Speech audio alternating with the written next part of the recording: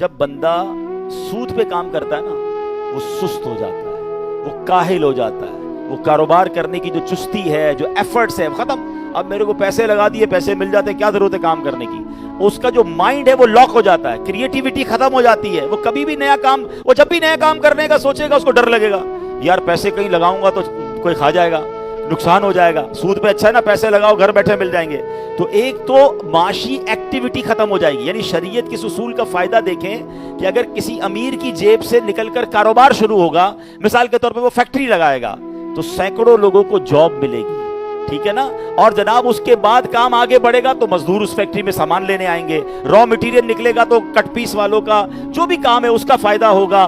اب آپ غور کرتے جائیں کہ پیسہ مارکیٹ میں آ کر کاروبار میں لگے گا تو یہ سوسائٹی کے لیے بھی کتنا ضروری ہے، ہمارے معاشرے کے لیے کتنا ضروری ہے کہ امیر پیسے تو کاروبار سے بھی کمائے گا لیکن اس کے ساتھ سینکڑوں ہزاروں لوگ بھی کمائیں گے، کئی گھروں کا چولہا جلے گا.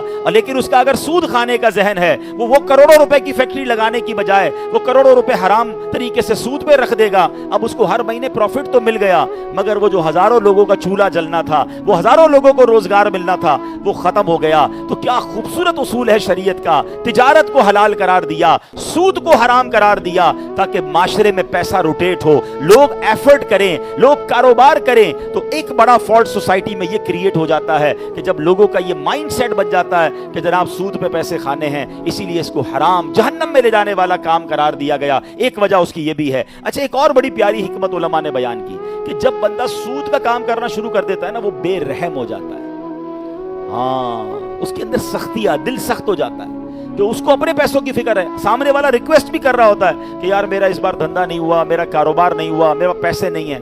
بھائی جان مجھے کوئی فرق نہیں پڑتا، مجھے میرا اماؤنٹ چاہیے، مجھے میرا نفع چاہیے. بے رحم.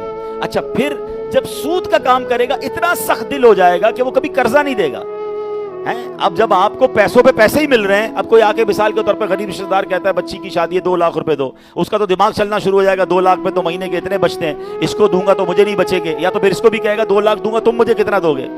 اللہ کے بندے پھر قرض کدھر گیا، مدد کدھر گئی، رحم دلی کدھر گئی. اس کا ایک خطرناک جو کانسیکوینسز ہے کہ سود کا کام کرنے والا بے رحم ہو جاتا ہے، وہ ہر قرضے میں بھی نفع